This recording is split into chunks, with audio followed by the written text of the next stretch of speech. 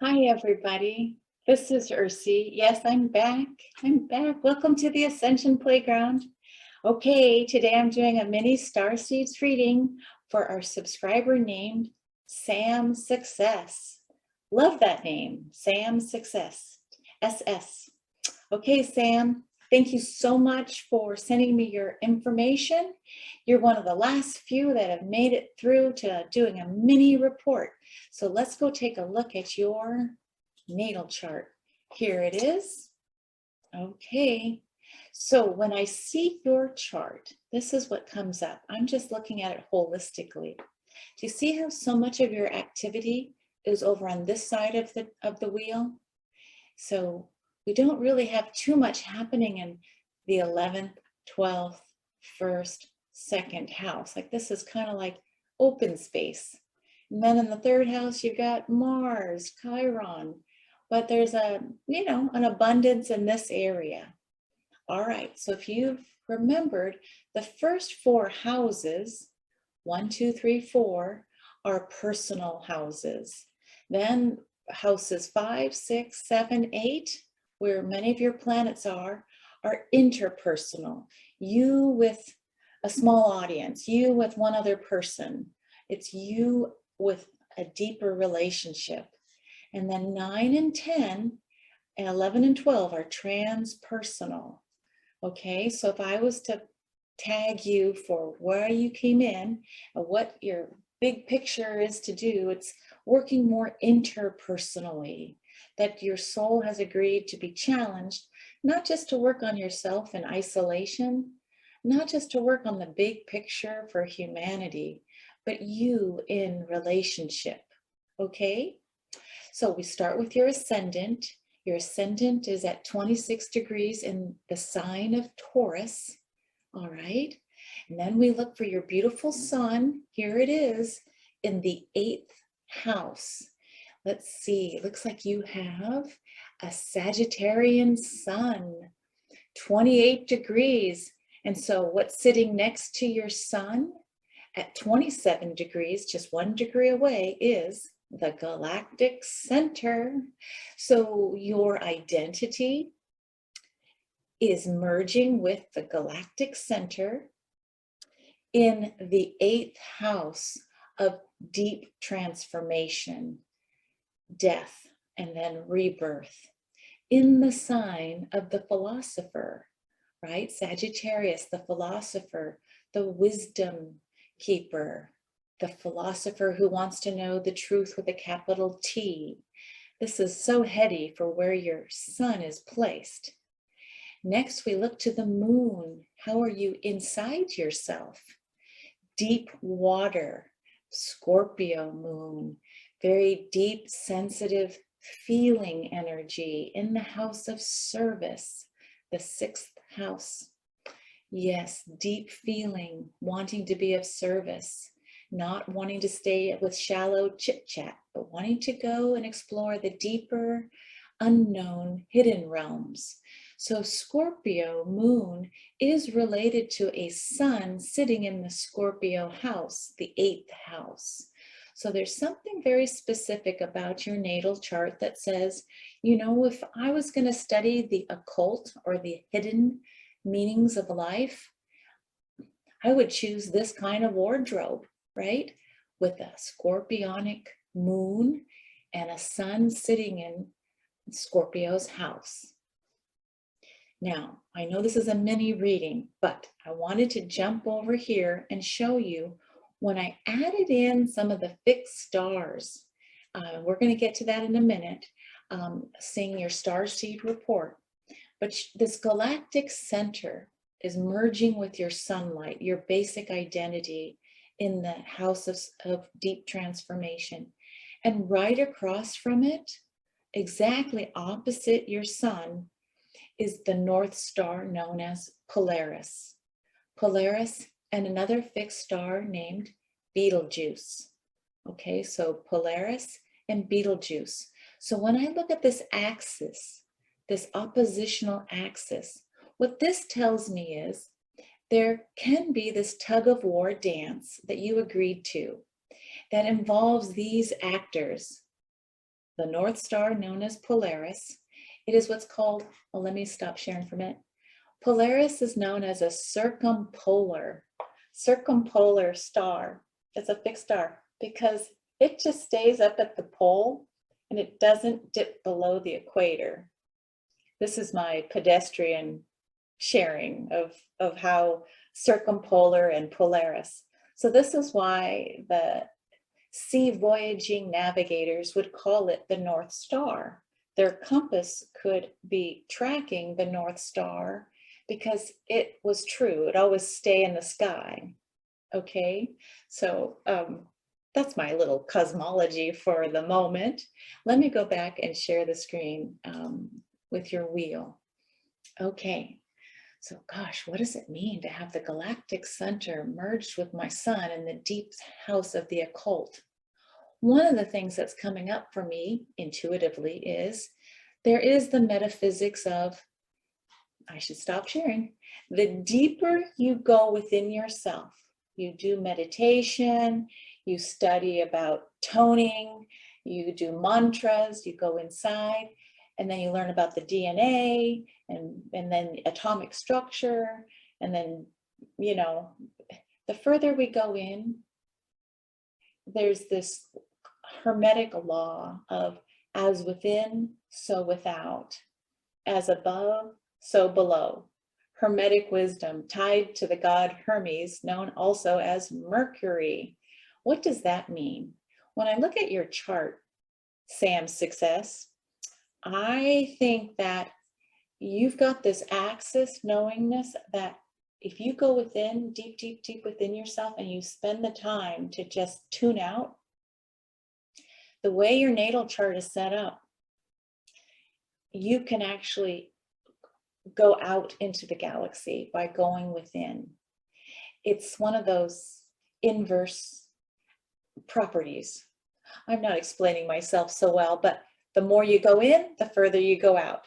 The more I push over here, the higher it goes over there. So it's this learning how to work with what's called toroidal energy. It's this big donut vortex. You know, we go into the black hole, then we're spit out the other end. Oops, here, we go into the black hole and we're spit out the other end. And then we come back to the black hole. So it's life as a fractile moving in this toroidal energy. I should really get a turban and stick it on my head, huh? That sounds rather woo-woo. So let me go back to your chart to explain it visually, and I'll try not to digress too much. But this idea of where your sun is merging with the galactic center in the 8th house of Scorpio, holy mackerel. If you called in and understood when it was a good time to meditate with either Polaris or Betelgeuse, and there are very specific times in the calendar year, especially with Betelgeuse. I think Polaris is always available typically because it's circumpolar. All right, this axis of integration can help you move into the other dimensions, whether you stay in this galaxy or move outward. Okay, the other point I wanted to bring up was look over here. Here's your ascendant, remember, in Taurus, and we go right across. Here's another axis. Here's your descendant, DC. Here we have Pluto, your natal Pluto, sitting right here at the descendant. But see this word H-A-D-A? There's an R that they didn't put in, Hadar. Beta Centauri Hadar, conjunct, look at this, right next to, on top of your Pluto. What does that mean? This is your navigational ship. This is how you present yourself to the world.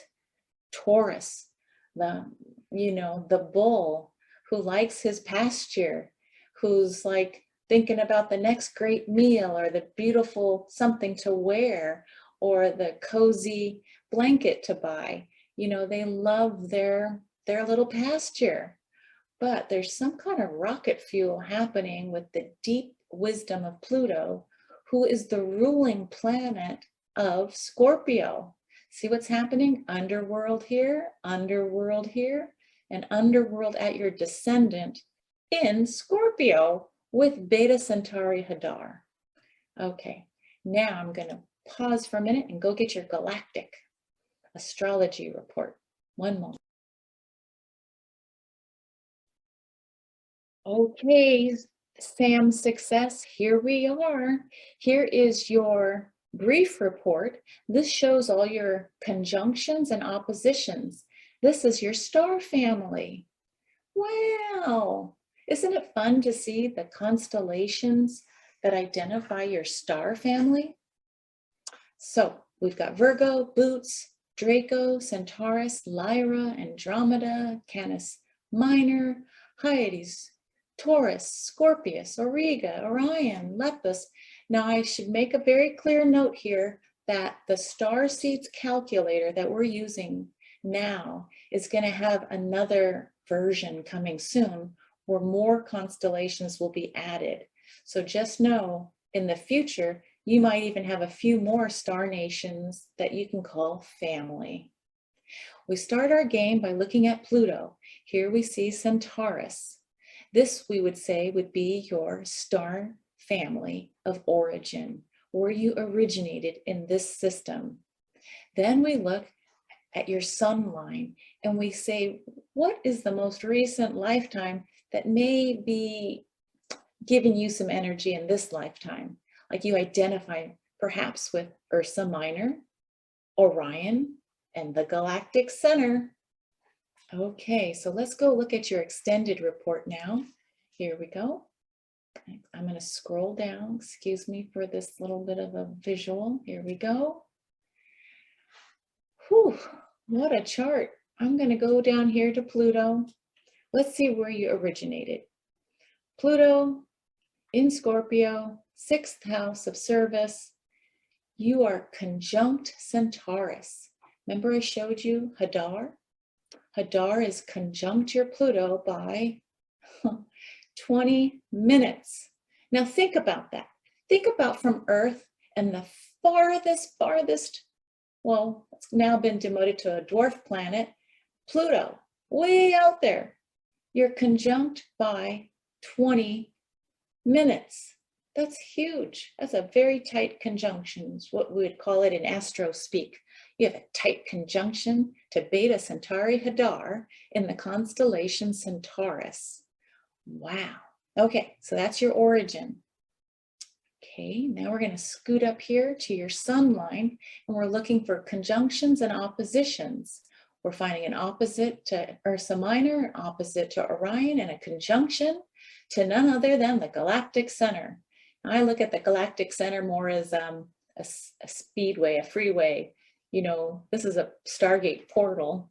So take that one off the box for a minute. But let's look at the fixed stars. In Betelgeuse, you're 26 minutes opposite your sun. With Polaris, you're 15 minutes opposite your sun in Sag or Sagittarius. So we would say, well, I would strongly look at Polarian star seeds traits. Why don't you Google that? And Google also Orion star seeds, specifically to Betelgeuse. This is a very interesting chart that you've given me to read. Look where you've been. I'm just looking around here. My goodness, my goodness.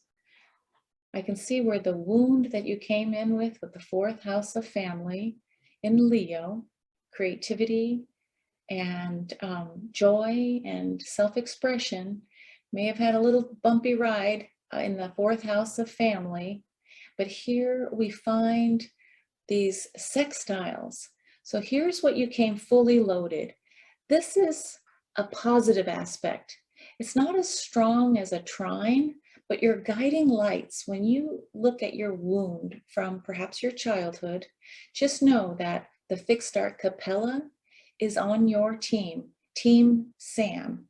And the fixed star Mintaka, Alnilam, Mesa, and the Orion Nebula, that Stargate is on Team Sam, as well as Spica or Spica and Arcturus. You have all of this to help you with your wound. There's still some unresolved areas. Beta Centauri Hadar. So Hadar is showing up for you as a gift up here in how you assert yourself. But in your wound, there's still some perhaps baggage that you wanted to kind of correct and balance in this lifetime through the wound. Okay, so really understanding what is that story of Beta Centauri Hadar. Let me stop sharing. Well, my goodness, what a delight to share with you these brief little minis. I know my minis are getting a little longer. I guess it's time for me to grow up and get certified. I want it to be joyful. I want it to be organic. I'm loving the people I get to meet in class. And if I've inspired you in any way to go deeper, again, look at the link below and see if signing up for one of the online classes makes sense. If you sign up for the practitioner's course, you get to meet over 100 people like me, trying to figure things out and share. We do a weekly chat, a Zoom recorded call for questions and answers. And then every other week we do a little download of a particular topic. Anyway, it's fun, it's real. And when am I going to grow up? Probably never. But thank you, Sam's Success. I appreciate you sharing with me. And let me know in the comments how this lands with you. You do have support. You've got a very specific message.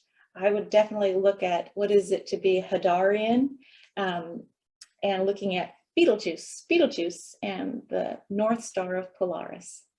Till next time, see you on the Ascension Playground. Bye for now.